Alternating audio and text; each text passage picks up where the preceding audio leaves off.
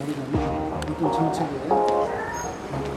문제가 있는 점인지 확인하기가 기업들 얘기를 들은 게 자기가 제일 중요해요. 사실 조금 아쉬운 거는 아까 기업들 얘기를 들었고 의원들이 이제 들었잖아요. 저기에 나는 제대로 들려면 정부 부처 관계자가 와서 궁금해하는 거를 나름대로 정책적으로 설명도 해주고 그것도 필요하다고. 그렇게 보면 이제 정부가 저희에게 설명을 하면 저기는 이거는 현실에 맞다 안 맞다 또 기업들이 얘기를 하거든요. 그래서 우리는 그걸 들어보고 그럼 여기 이제 또 약간 중립적인 입장에서 학자 같은 전문가들이 또 있어요. 그분들도 양쪽 의견을 들어보면 대체적으로 이제 이 정책이 뭐가 문제가 있고 향후 어떤 방향으로 가야 되고 그런 방향을 쓰죠. 실제로 수소차를 넥소로 타고 계시잖아요. 그렇지. 아주 소음도 없고 아주 편리하고 좋아. 근데 다만 이제 이게 항상 부담이 수소가 이제 이게 언제 떨어지나 충전에 대한 부담이 있지. 충전소가 없으니까 별로. 근데 이제 충전소가 계속 만들어지고 있어서 충전소만 이렇게 조금 더 촘촘하게 만들어지면 수소차는 인기가 좋을 것 같은데. 특히 버스 같은 경우 큰 대형차는 워낙 조용하고 술버스 같은 경우 좋지. 타는 사람 승객 입장에서는 운전자들 같은 경우도 수소차를 운전하면 편안하다는 거예요. 사실은 이제 소형차 같은 승용차 같은 경우에는 전기차하고 수소차하고 장기적으로 어떤 게 적합하냐 이런 논란들이 있고 배터리 기술이 발전하면서 전기차가 훨씬 경쟁력이 있다 이런 것들을. 근데 이제 대형차 같은 경우에는 이제 수소가 훨씬 더 경쟁력이 있다 보는 거예요. 왜냐하면 그 먼 장거리를 가고 큰 힘을 필요로 하는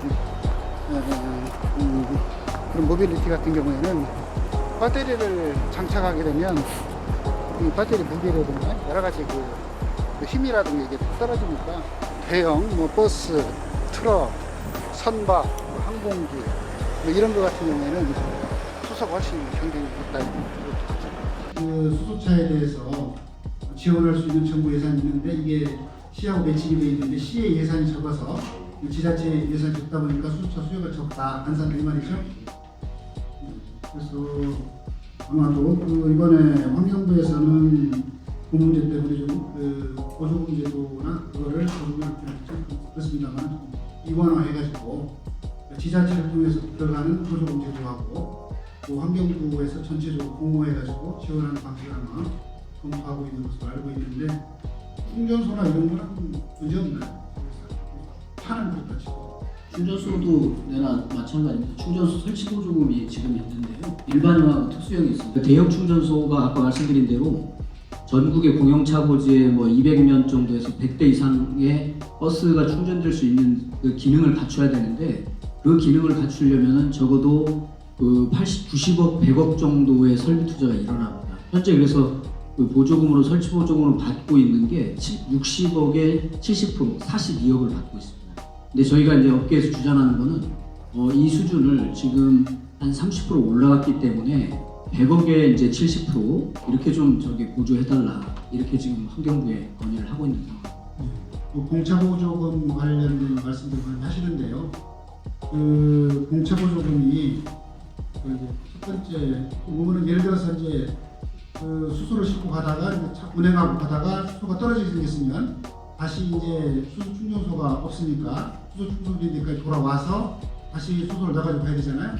그때는 이제 공차로 다니는 건데 그 부분에 대한 보조금 얘기를 하시는 것 같은데 그 공차 보조금 형태로 해결하는 방법도 있을 수 있는데 그러니까 이 자료에 따라서는 이동형 수소 충전소를 보내가지고 예를 들어서 그것도 하나의 해결 방법일 수도 있잖아요. 그거 외에는 업사 물가 거의 실현성이 없습니다. 왜 그렇습니까? 법에서는 그러면 그게 신고를 해야 되고요.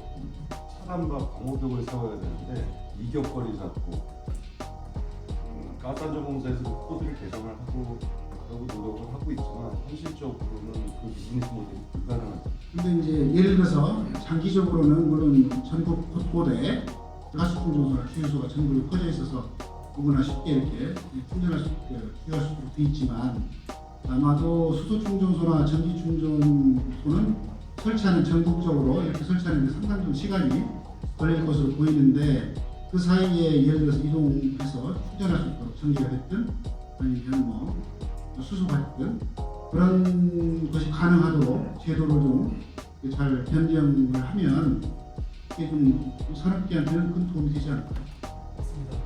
근데 최근에도 저희들이 제가 말씀하셨습니다만 제주도에 이동 충전소를 설치했었습니다. 또 지금 저희 광진구에도 있는데 한번 말씀하신 대로 어쨌든 이동형 충전소가 그것 자체가 이동 자체가 가능하다라는 의미이지 어디에서 설치해놓고 충전을 하려면 아까 말씀하신 그런 이격거리랄지 그런 것들이 지금 문제가 있습니다. 그래서 그것들이 뭐 예를 들어서 필요한 어떤 버스가 이제 충전이 필요하다고 해서 바로 달려가서 충전하거나 그런 정도의 어떤 아주 그냥 모빌라이저가 될 수 있는 그런 상황은 아니다.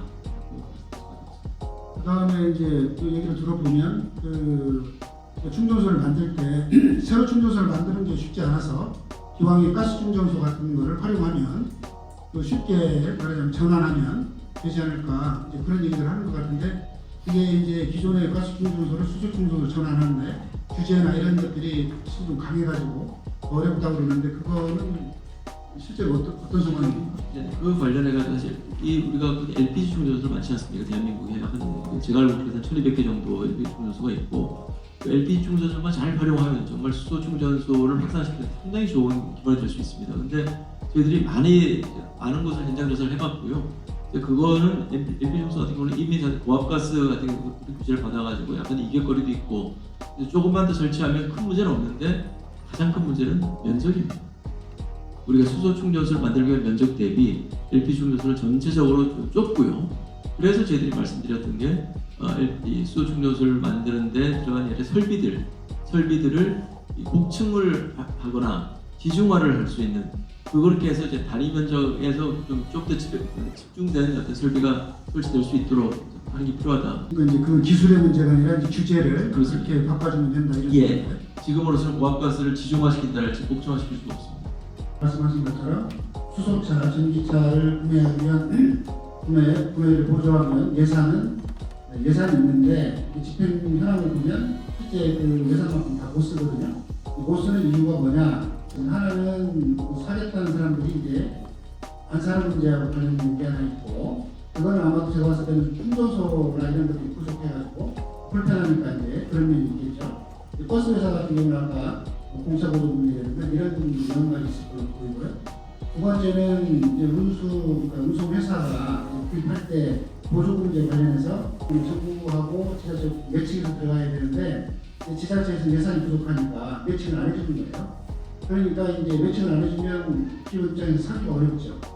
그래서 실제로 국가 보조금이 많이 있음에도 불구하고 실제로 이제 보조금 집행이 안 되는 그런 사례가 있기 때문에 그래서 아까 잠깐 드린 것처럼 보조금 제도를 좀 바꿀 필요가 있다. 그리고 충전소 부분도 규제나 이런 것들을 완화해서 충전소 빨리 좀 설치될 수 있도록 그렇게 할 필요가 있다.